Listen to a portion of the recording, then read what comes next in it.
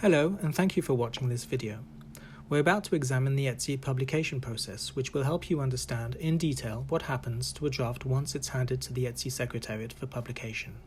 It may come as a surprise, but a draft will be passed around between several different people before being published. These people are mainly ETSI editors, whose job it is to spot all the inconsistencies with the drafting rules in a draft before it is made publicly available. This process is identical to both normative and informative deliverables. For cleanups, however, only one editor will check the draft as it is shorter editing and should be completed within 3 days. Once the draft is registered by the ETSI Secretariat, the countdown is on. All the actors have a maximum of 30 days to go through the whole process before the draft is published.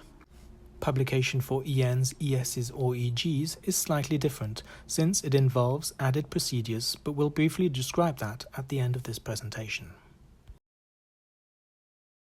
The draft will go through a first-round quality assessment.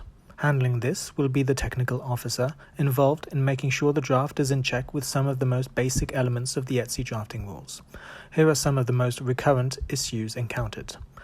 Compliance with the rules concerning the subdivision of clauses, the proper use of shalls, the highlightings of musts, and the use of trademarks and reproduction of third-party material without authorization. If the draft doesn't pass this first quality check, the technical officer will contact and work with the rapporteur to make the necessary changes. If the draft does pass the initial test, it will be formally registered before being picked by an ETSI editor who will start the processing. Depending on the workload, this may take from a few hours to a full week before an ETSI editor starts processing the draft. Once the draft is registered, the clock is officially on, and the rapporteur, chair, and technical officer will receive an email from ETSI asking them to stand ready for possible editorial work within the next few days. The editor who's picked the draft will be in charge until the end, although different editors will also perform various checks. The editing is where most of the work is done. The proper style sheet is attached, all unnecessary styles deleted, and proper styles applied to equations and figures. The heading sequence is checked, all ghost and hidden bookmarks removed, the clause numbering checked too, and the table of contents updated. In a second step, the editor, while scrolling through the draft, will carry out many different checks. Again, everything has to be in line with the ETSI drafting rules. All references too will be verified. This is one of the most demanding tasks performed by the editing team. For normative drafts, the public availability of all normative references and web links needs to be carefully checked. Our checks will point out if there are unused references, if references are used within the document but are not listed in the reference clause, and if normative references are used only informatively. Bookmarks will be assigned to each reference and will be listed and checked throughout the text. The editor will usually finish with the cross-reference check. This involves checking within the draft references to non-existent tables, figures, notes, or clauses. The editing itself should take from 1 day to 3 days if the draft is short and in excellent shape, to a maximum of 7 days if the quality is poor. This is why it is advised as much as possible to allow EditHelp to perform light editing or cleanups on these drafts once they are stable enough so as to ease and shorten as much as possible production times. When all these checks are finished, the editor in charge will ask a second editor to perform a quality assessment review. This is where a second editor will volunteer to double-check the draft. Most of the work performed during the editing phase is double-checked during the quality assessment review. Only drafts which are constantly revised and published aren't subjected to the same scrutiny, and compare word versions become a priority. Back to the normal process, and as said, no stone is left unturned. Each editor has different techniques, and this second review usually picks up most of the errors that have gone unnoticed so far. Depending on the workload, a quality assessment review can take 1 to 2 days.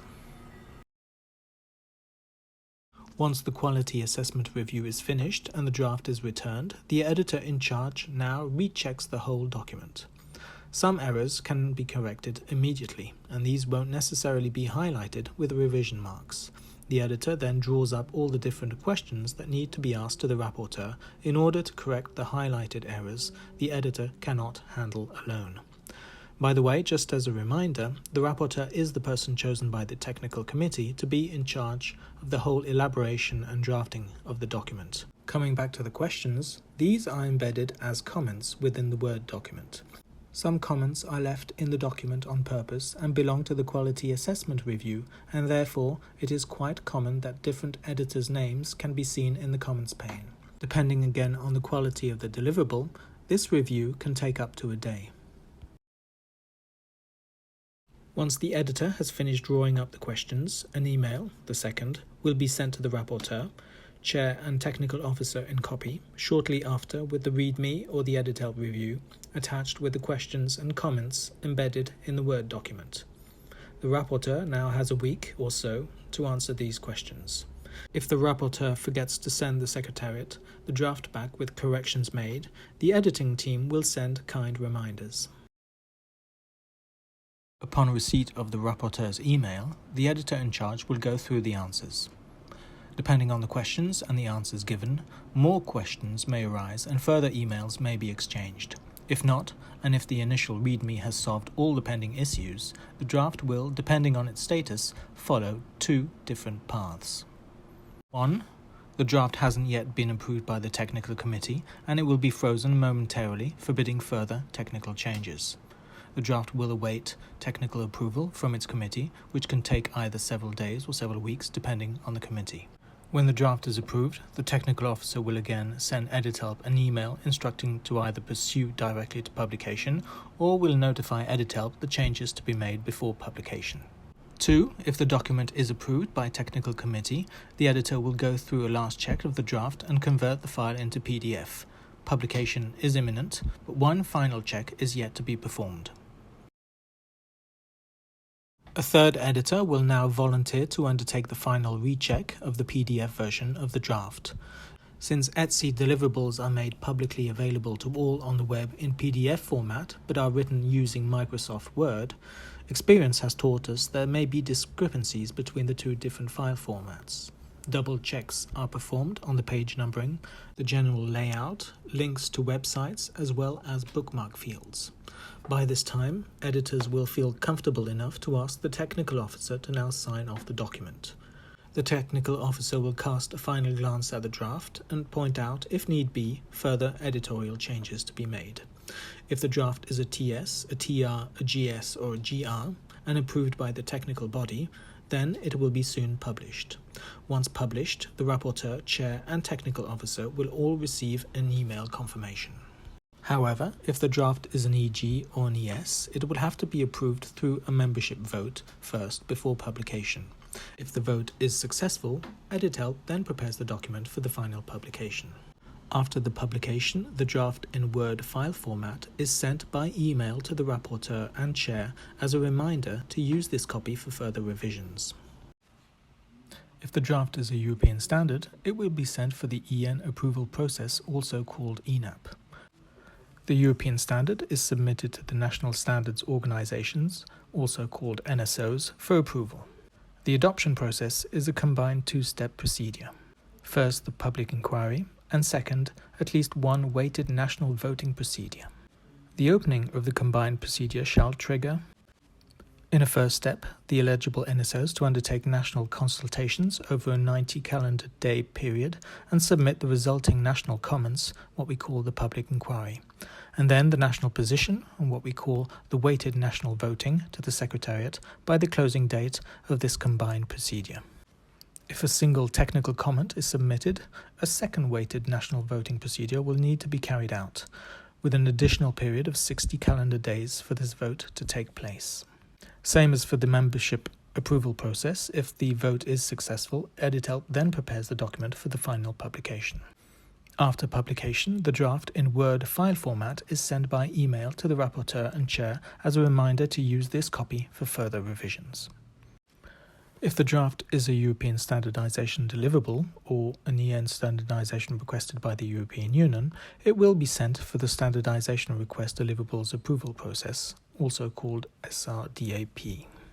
Like the ENAP process, this adoption process comprises a public inquiry and at least one weighted national voting procedure performed during 90 days. If a single technical comment is submitted, a second weighted national voting procedure will need to be carried out, with an additional period of 60 calendar days for this vote to take place. What differs is that only eligible NSBs can approve the deliverable, and in the meantime, the NSOs and Annex 3 organizations also undertake consultations amongst their stakeholders over the same period and submit the resulting comments to the Secretariat before the closing date. If the vote is successful, EDITHelp then prepares the document for the final publication within 10 days. After the publication, the draft in Word file format is sent by email to the rapporteur and chair as a reminder to use this copy for further revision.